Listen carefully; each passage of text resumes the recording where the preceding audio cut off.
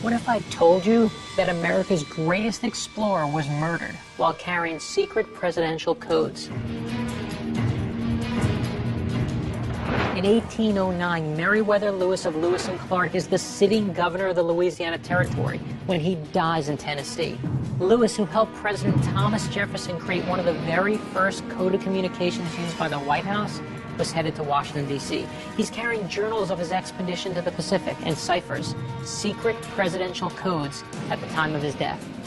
Originally, they ruled it as a suicide based on an official letter, but now there are reasons to believe that the circumstances were way more sinister. Some say that Lewis was murdered for revenge. Others believed it was to stop him from delivering coded messages to Jefferson revealing treason. Many think a cover-up ensued, but I can tell you one thing. When someone dies carrying secret messages to one of the greatest presidents of the United States, I want to know what happened. I'm Brad Meltzer. I've spent my life collecting stories. The best include signs, symbols, and codes, secret meanings that are hidden in plain sight. Some have become the basis for my novels, but I've only scratched the surface of what's out there. And now, history has given me the resources to investigate the rest. This is Decoded.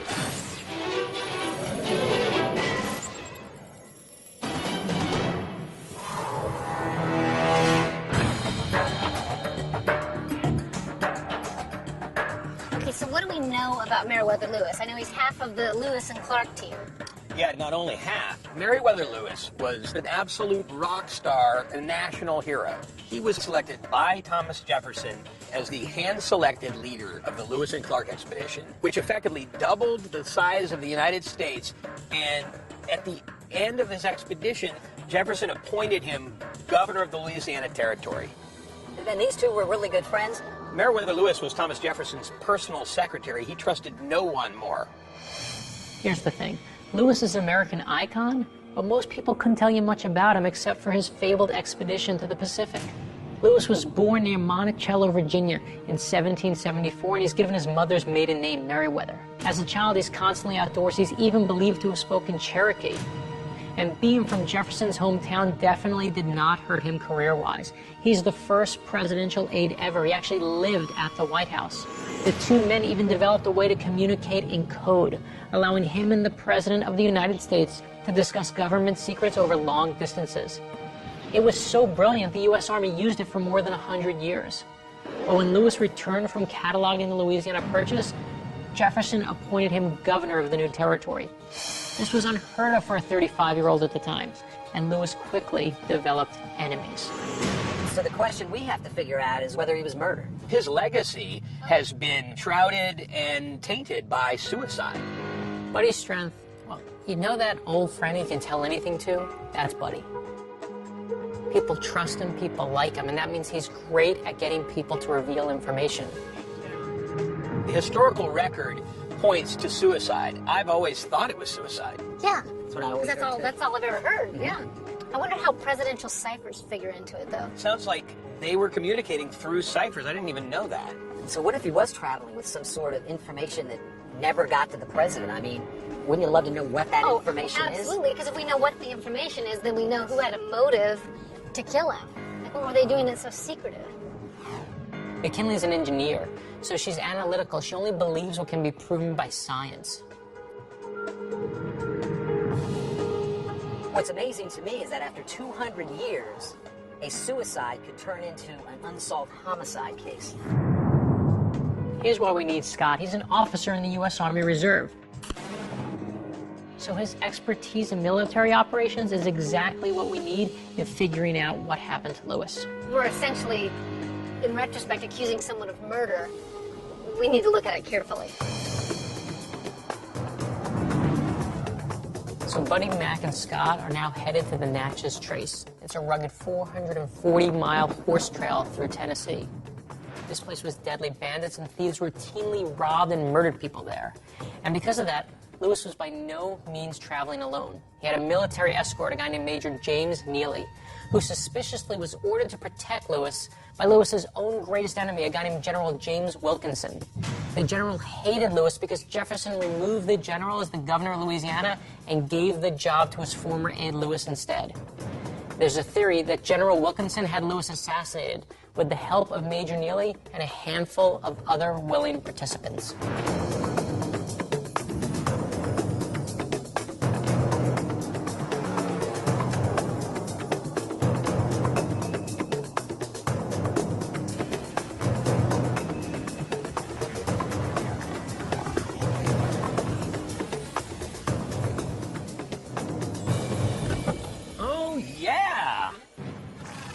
Believe this? What's with the horses?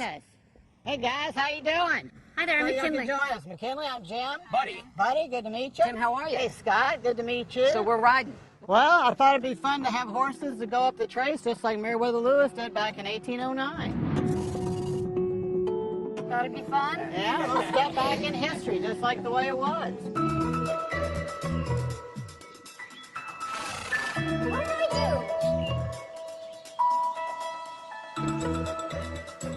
Hey, buddy, you look good on that thing.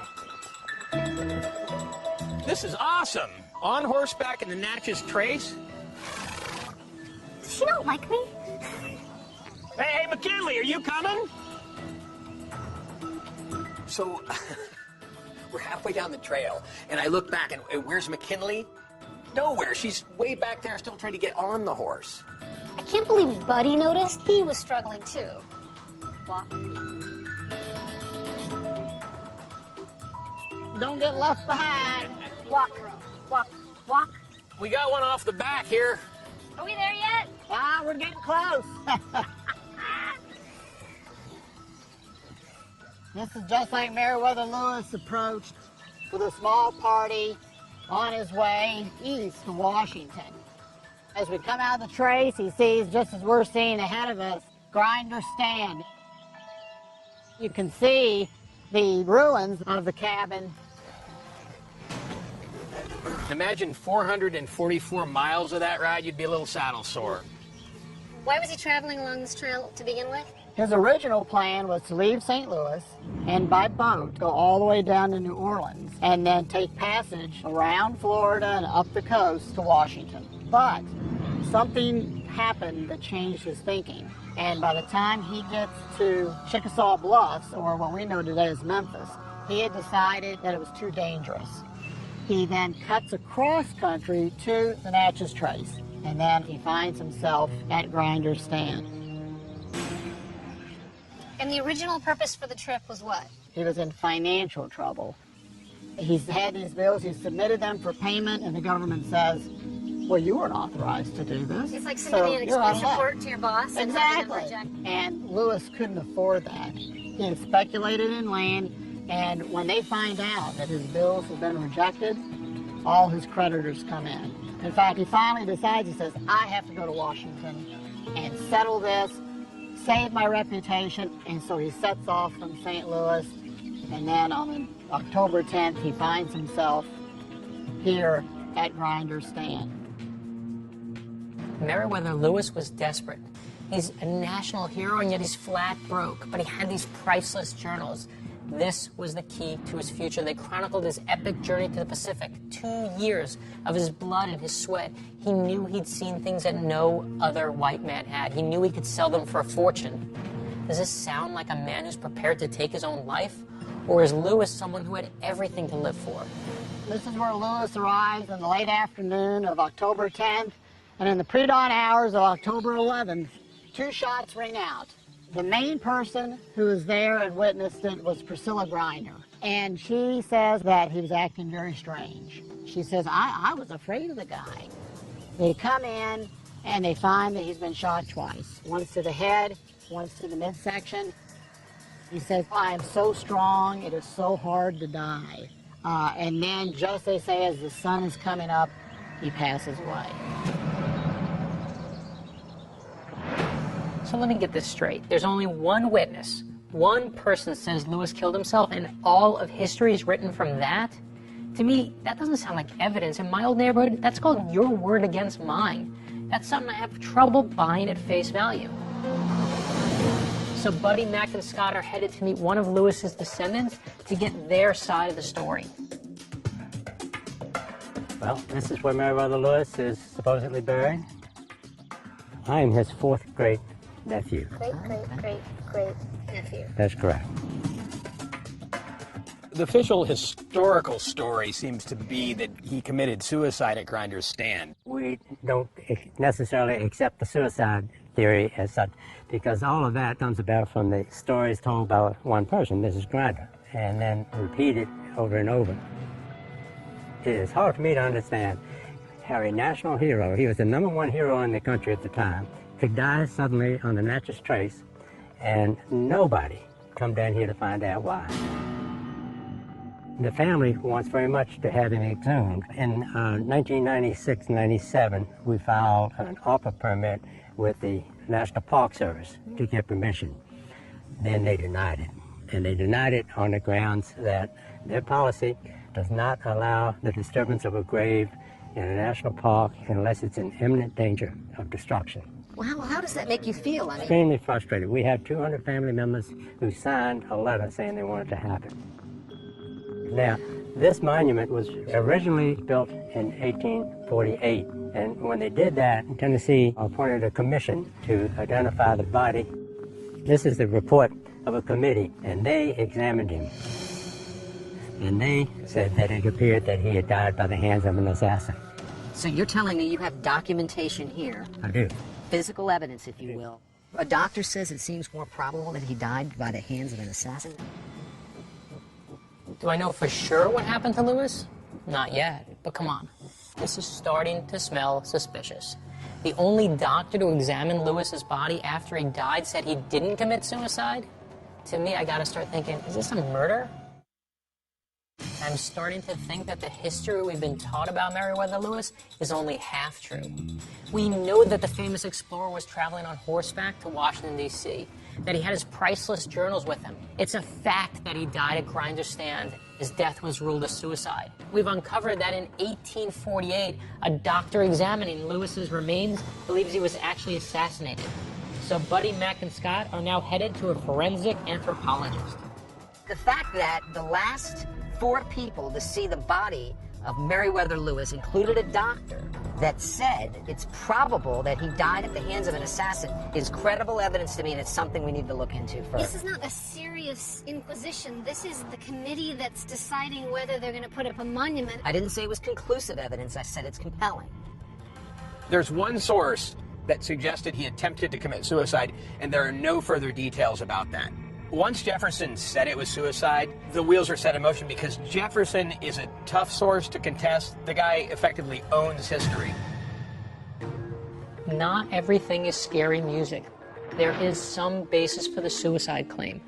Major Gilbert Russell had put Lewis under house arrest earlier in his journey, claiming that he was suicidal. In fact, he wrote an official letter saying as much and stating Lewis had tried to kill himself twice while he was on his way to D.C.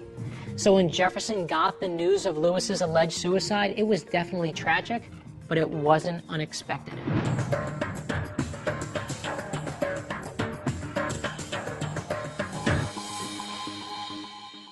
So we have this report from 1848 when they dug up Meriwether Lewis, and it said he likely died by the hands of an assassin, but it doesn't say why they've come to that conclusion. That's why we're meeting with one of the foremost experts in the state of Tennessee on this. There's only 4 forensic anthropologists in the whole state. This guy knows what he's talking about and shed some light on this. The fact that they made a comment and all makes me think that they were looking at the skull. And these were people that were familiar with gunshot wounds. And so, if I can just show you, if you have a bullet that's fired, when it enters a bone, it'll have a smaller defect on the entrance side where it begins to push through. As it enters, shear forces will cause that defect to open up on the inside. The entrance is smaller than where it comes through on the exit side. So if you're looking at the skull again, you may have a small hole on the back of the skull and a larger exit wound to the front.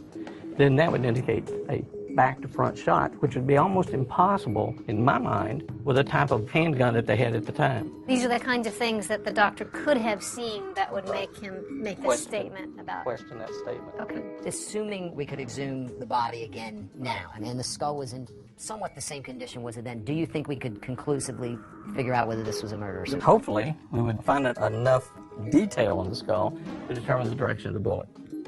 I think the only chance you have of answering the question is in the grave. Okay, did you hear that? Let's put this in perspective. You have a forensic anthropologist saying, yes, absolutely, the doctor looking at Lewis's remains in 1848 would have been able to tell if he was murdered. This changes history. His death may have not been a suicide. So now it looks like the physical evidence actually points to foul play. But what's the motive? Who would want Lewis dead? This guy is the Neil Armstrong of his day. He's been to places no other American has. There's only one guy I know who might have an answer. So I'm sending Buddy, Mac, and Scott to see him now.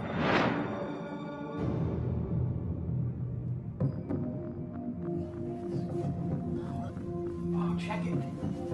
It's a flintlock pistol. This replica pistol is similar to the gun Lewis was carrying at the time of his death. Imagine the amount of damage one of those would do to your skull or your chest, or both. Yeah, that's all the gunshot sort of burns that come out of the muzzle. Lewis died of mysterious gunshot wounds. The 69 caliber flintlock pistol that Lewis was likely killed with, this thing was unbelievably powerful. The ball itself weighed an ounce, twice as much as today's standard issue 45 caliber bullet.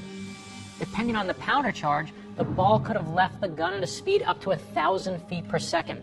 The sucker was state-of-the-art. The technology was ingeniously simple. To fire the pistol, Lewis cocks the hammer, which holds a small piece of flint. When he pulls the trigger, the hammer would slam the flint against a piece of metal, creating a hot metallic spark. When that spark drops into a small container of gunpowder, it starts a chain reaction that ignites the main charge in the barrel of the pistol, firing the lead ball. So think about this a moment. With this kind of size and firepower, Lewis would have blown a hole the size of a soda can in his chest with the first shot, and then would have had to have reloaded and then shot himself in the head. With this gun, this is the case where size does matter. Hi, I'm Tony Turnbow. Well, I've been examining all the facts and trying to piece them together, and there are lots of inconsistencies. And so many of the facts just don't add up. The innkeeper's wife gave 3 inconsistent accounts. In the first account, she said that Lewis appeared to be deranged. He was talking to himself.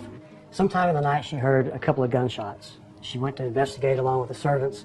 She found him lying on the bed with a wound to his head and a wound to his chest. Okay. In the second account, she said that she peered through the cracks in the logs and she saw him walking around outside, and she saw him crawling across the old trace on his hands and knees. Wait a minute. So now not only is there only one witness, but she's told multiple stories? You smell that? This is getting stranger and stranger. So she couldn't have seen what she said she saw. It was impossible. Okay. In the third account, she told a completely different story. She said soon after Lewis arrived at the stand, 3 men followed him. Lewis pulled his pistols and challenged the men to a duel, and the men rode off. Sometime in the night, she heard 2 or 3 gunshots. Tony, the Grinders, and certainly Mrs. Grinder, would have reason to falsify the accounts of this, correct? Well, certainly they came under suspicion when Lewis died, and it would be to her advantage to try to say that Lewis committed suicide. They would murder someone at their own tavern and take their money, even though it would make their business look bad. It just doesn't. At the time, and listen to this is insanity, it wasn't unheard of for innkeepers to kill and rob their guests. So the Grinder family was certainly suspected in Lewis's death. Robert Grinder was allegedly put on trial, but the case was dismissed for lack of evidence. But of course, court records from that trial have disappeared. Maybe they were lost in a fire, maybe someone took them, but wherever they went, I want to know what really happened. We looked at a report from 1848. It was 39 years after Lewis died, and there was a committee that decided that it seems more probable that he died by the hands of an assassin, but That's we correct. don't know what they actually looked at. Well, they do say that they found the grave, they opened the grave, Yeah. and they examined witnesses who may have seen Lewis's body. There are some secondhand accounts that Robert Cooper, the man who made the nails for Lewis's coffin, said that when he did that, he saw the skull, and the skull had a hole in the back of the head. It had a hole in the back. In the back of the head. Why didn't they quote it in this report? Why don't they just write in here, there's a bullet wound in the back of the skull. That really went beyond the scope of their investigation. They were just to find the grave and erect a monument over the grave. But whatever they saw, whatever they heard, they felt strongly enough about it to go beyond the scope of their duty. We have no eyewitness accounts. The first account that anybody read about the death of Meriwether Lewis, it was Major Neely's account. I've been trying for 25 years to find that one piece of new evidence that might begin to unravel the mystery, and I think I may have found it. You think you found the missing piece that proves it was murder? As this starts to look like a Godfather sequel, we need to figure out one thing. Who wanted Lewis dead? The Wilkinson-Lewis rivalry was bitter. Wilkinson had been the head of the U.S. Army for 7 years when Jefferson bought Louisiana from the French. This guy was the most powerful person in the country besides the president. Yet when it came time to choose someone to lead the most important mission in the history of the United States, who does Jefferson choose? His protege Lewis, without consulting Wilkinson. Wilkinson was also known to have had ties to Aaron Burr, who Jefferson removed as his vice president under suspicion of treason. Maybe the most damning evidence of their rivalry is the fact that Lewis rejected Wilkinson's invitation to establish the Western Territories as their own nation. This is a guy with tons of reasons to be bitter, and even more reasons to want Lewis to disappear. So Meriwether Lewis is traveling to Washington, D.C. with Major James Neely at the time of his death. Some people believe that Neely's boss, General Wilkinson, this is Lewis's greatest enemy, ordered Major Neely to kill the explorer and then pay the grinders to cover it up with a suicide story. But now we find out there's an ongoing investigation into court documents surrounding the case, and more important, we now know we're not the only ones on this trail. How do we figure it out? What's the next step? In all three of those stories that the witness told, there are shots fired. Whether there's 2 or 3 shots, there are shots fired. Well, I was thinking about that today as we were going through everything, and I think the next step, what I'd like to see is, I'll call it ballistics type testing. I'd love to get a hold of that gun or one like it, love to get some ammunition like that, and then get one of those gel dummies if we could get a hold of one. Seriously? Absolutely, and shoot it. There's seriously you can, like a person. Absolutely. What they And do... Does it splatter? It doesn't really splatter, but what it is the substance is very similar to what it would be like if it hit a human being. And you can see the depth, you can see the impact. So if we can figure out a way to get something like that set up, I think it's really going to tell us a lot about what's going on. Because really we want to see, could you take that kind of gun, turn it to yourself, boom, boom, you know. Exactly, and how far it would go in, what kind of damage it would do, would it come all the way through? All that stuff can be answered. Right. If we can get that stuff done, it's going to really answer some questions. Just promise you won't use me as the jelly. Well, that's exactly what I was thinking of, the jelly donut dummy.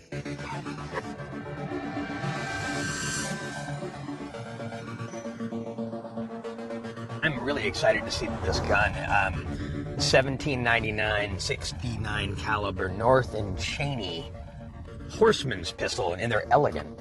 So this is the gun. This is the kind of gun. Yes, this is the Look at that thing.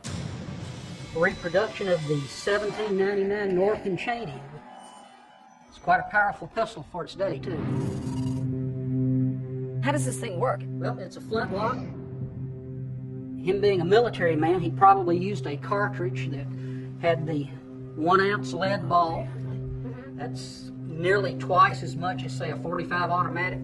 This pistol was called a horse pistol because it had to be powerful enough to put down an enemy's cavalry horse. Oh, so on the run. On the run, that's right. So it had to go through not just a man's skull, but a horse's skull, or break a horse's neck bones. Point blank range, this thing would do considerable damage. Today, it would be the most powerful military pistol around at short range.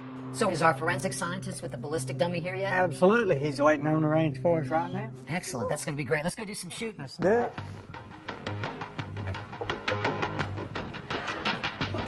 David, how are you? I'm Scott. Hi, Scott. Good. Nice to meet you. Well, we're trying to reproduce what theoretically happened to the suicide of Meriwether Lewis. So we're going to utilize a ballistic gelatin dummy, or mannequin. The type of plastic that's being used as the skeleton is the same density as human bone. It's been covered by a 10% gelatin material that resembles human skin as close as we can get in a forensic laboratory. But it certainly does represent for us ballistically to fire into to try and reproduce what might have happened in an actual shooting scenario, as in the case of Meriwether Lewis. So we're going to get to shoot this thing. Yes, you are. So which one of you is going to shoot the dummy? So that would be Definitely me.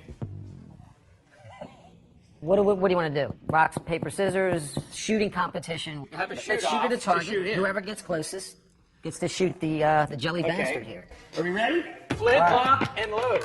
All right. I hit him right in the head. Right in the nose. I hit him right in the nose. Oh, he's to the left. Over his shoulder. You didn't get in the body. Target. Target. Yeah. That's good.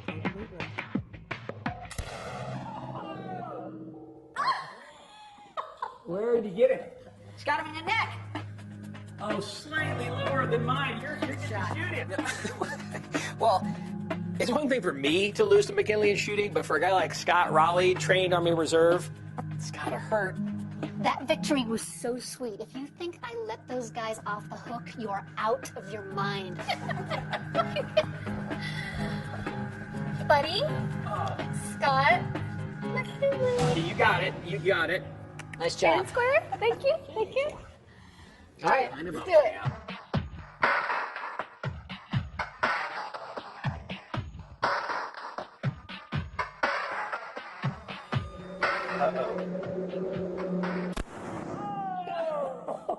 God, he is not looking good. Oh, Look at the stippling on that sucker. dude! Look at that. You took a chunk out of that guy's head. Oh my God. Holy. Bam! Look at that. Oh, he did not exit No the back exit of his wound. head, though. So this was the path of least resistance. At some point, Oh, they it went deflected. Yeah. God, the whole side of my his head God, is so- blown out. That's some serious damage. Let's go see what happens when you shoot the chest. I'll try and hit it. Oh, you're gonna hit it. Okay, let me get these on. She already outshot us. Thank you. Live round, full cock. Ready to Okay. fire.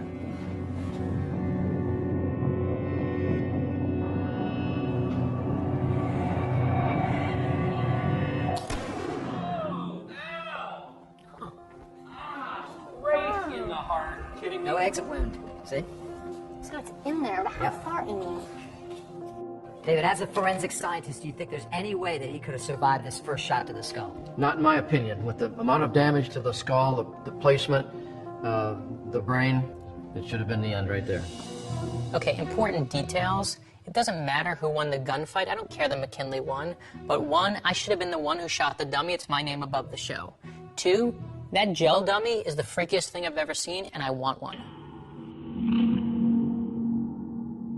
Think about it. The truth is hidden in plain sight here. I mean, a bullet fired from that gun at that close range would have killed a man with one shot, much less two. And then when we did the ballistics test, there was no exit wound in the back of the skull. And yet all the reports that we read told us that there was a hole in the back of Lewis's skull. It didn't make any sense.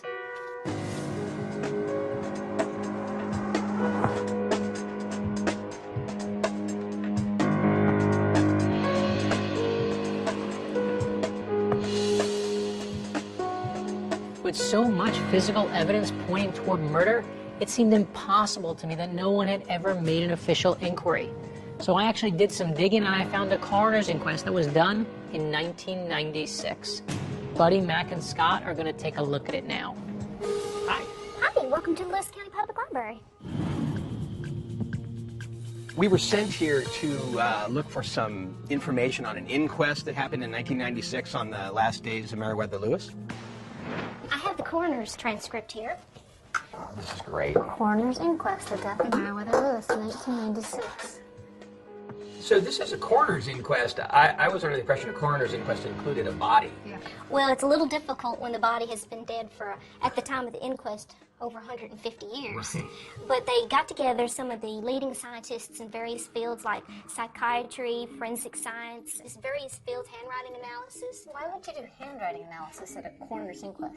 One of the questions that came up was Major Russell's letter, because, you know, he was the commanding officer at Fort Pickering at the time that Lewis arrived in 1809. This is the guy that nursed him back to health before sending him back on the road? Well, yes, Russell claimed that Lewis arrived in a deranged state of mind. And, of course, this is his formal statement saying, you know, Lewis came here, he was deranged, I held him, he got better, and he died of suicide. This is his formal statement. And one of the interesting things is when they did the analysis, they found out that this was not written by Major Russell. What? Really? No, it wasn't.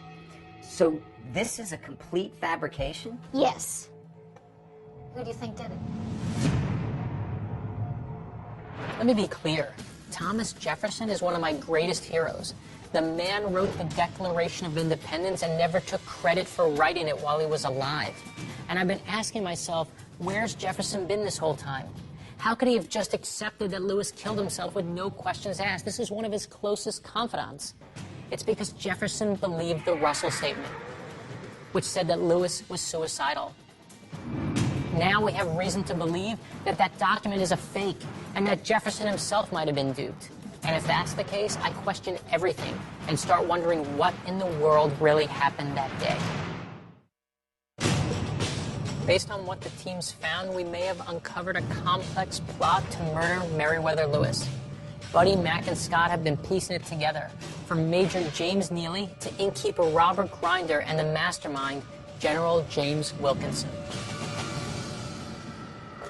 This was analyzed by a forensic handwriting analyst? Yes, it was found to be a forgery. This was not written by Major Russell. It's not his handwriting, it's not his signature. They had several written by him, but this document here was not written by Major Russell. So much rests on this. This is the reason people think he committed suicide. It's the reason I thought he committed suicide. Could this have been a forgery by somebody who was trying to cover up their own involvement? Well, there was a lot at stake. You want to prove that he was died of suicide, then you need somewhat of an official title to send an official report to make it look nice. I mean, look, As nice as suicide can go. as nice as suicides can be. There was no inquest. There was nothing at the time of his death. We don't know if it was because he was murdered and they're trying to hide it. So if he was murdered, who do you think did it? Well, the number one suspect is Robert Grinder. You know, he was the proprietor of the inn, and he was supposed to be away the night that Lewis died. Lewis's cash that he was carrying turned up missing, and about that time, Robert Grinder came into a large sum of money. That's convenient for him. Which sort of gives us some motive here, right? One of the more interesting stories is that General James Wilkinson was involved in Lewis's murder. Yeah, this guy keeps coming up. Kind of a bad dude. He was a very powerful man.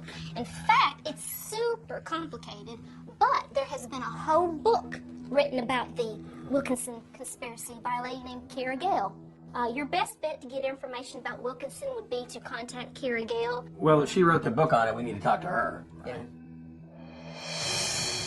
General James Wilkinson is the same guy who conspired with Jefferson's Vice President Aaron Burr about overthrowing the government and forming a new country. Can you say shady? And if Wilkinson wanted Lewis dead, it wouldn't be hard for him to make it happen. At this point, the guy's running the U.S. Army. When James Madison became president in 1809, the federal government didn't have much power over the states, and they had almost no budget to manage the country. And that was exactly as the Founding Fathers had planned it. But it was a huge problem for Lewis. He'd overextended himself under the assumption that he could sell his memoirs for a great deal of money. And now with his mentor Jefferson gone, and Congress rejecting the expenses he incurred from governing the Louisiana Territory, it left Lewis no choice but to take matters into his own hands and set off on the trail.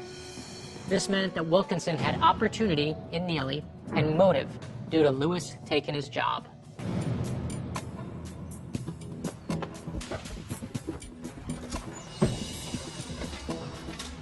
We understand that you've got some information about General James Wilkinson and his connection to the demise of Meriwether Lewis. I believe that General Wilkinson had Meriwether Lewis assassinated. Why do you believe that? Well, he had a reputation as an assassin. He had been accused of murdering people sometimes before. I think Wilkinson murdered anybody that stood in his personal way. General Wilkinson was also the first governor of Louisiana Territory, and he was a corrupt governor. He only lasted a year. President Jefferson had appointed him. So when Lewis came back from the expedition, he wasn't in Washington a day before Jefferson said, "Would you be the new governor of Louisiana Territory?" Because he had someone he trusted. Right. Okay. So he replaced General Wilkinson, and that would explain some of the bad feeling between Wilkinson and Lewis. The other thing is, because Lewis was now governor, he well could have found information that was quite damaging. Absolutely. And General Wilkinson was afraid of him and what he would be carrying to Washington. And he was on his way to Washington. Yeah. When they call someone a Renaissance man, it's always hyperbole. They don't mean it, but they mean it with Thomas Jefferson.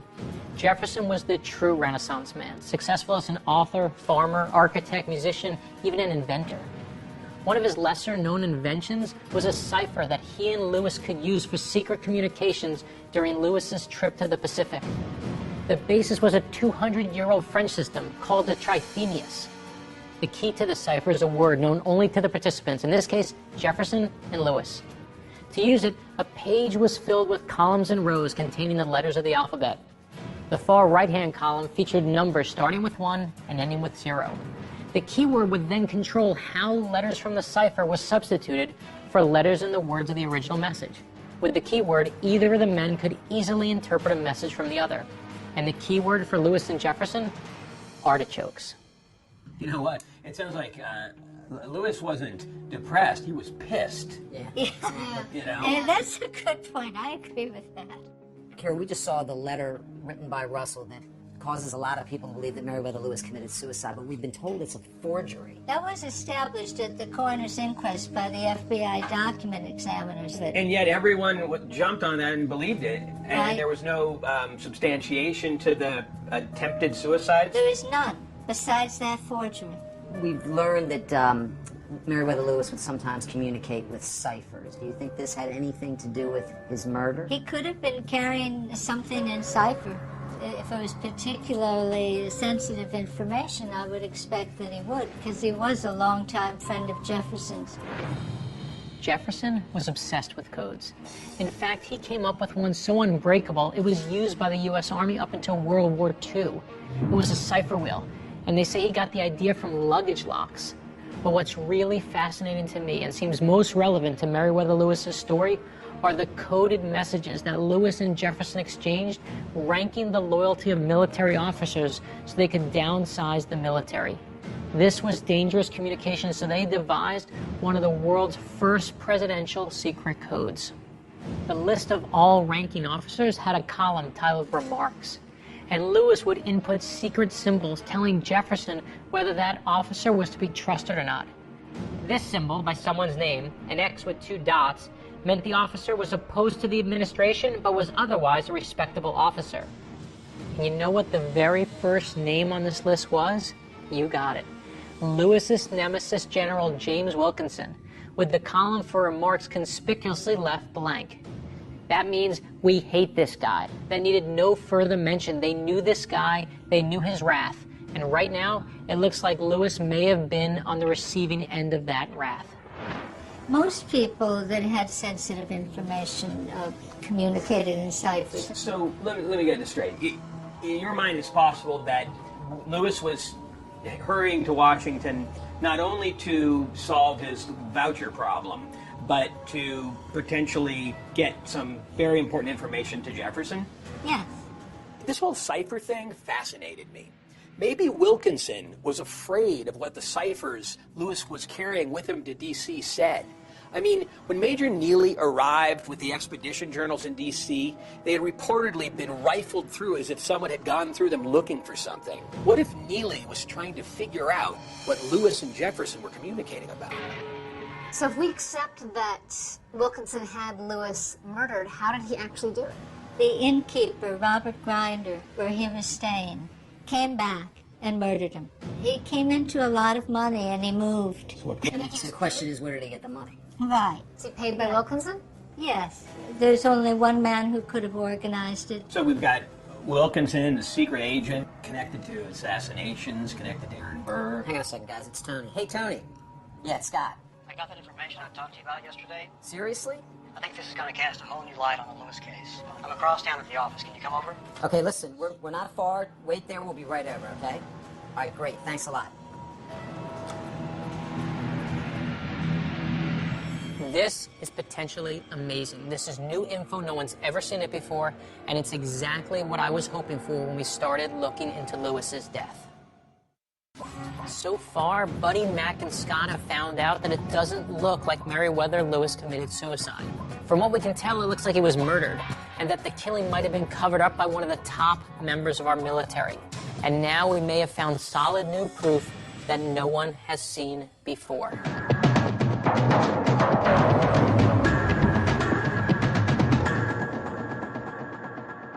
Tony, how are you? Thanks so much Hey, for how are calling. you? Yeah, hi. Good to see you again. Yeah, I've got some pretty exciting news. Have a seat. Yeah, Tony, it sounded like it. How do we know that Meriwether Lewis died October 11th, 1809?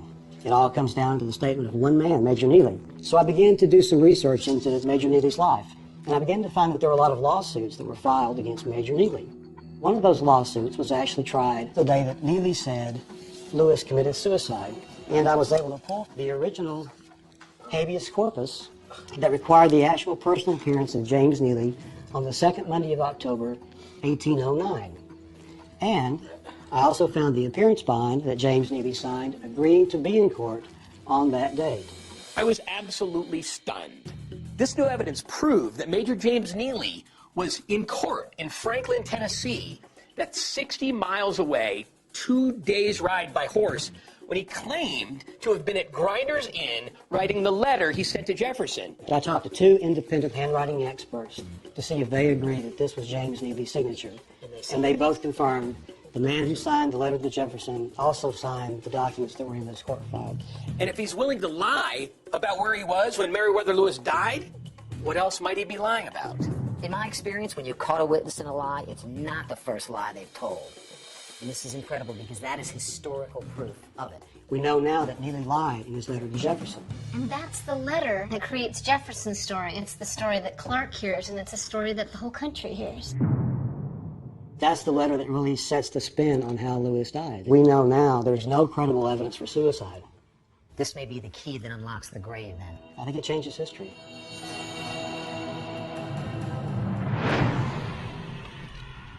Okay, what do we think?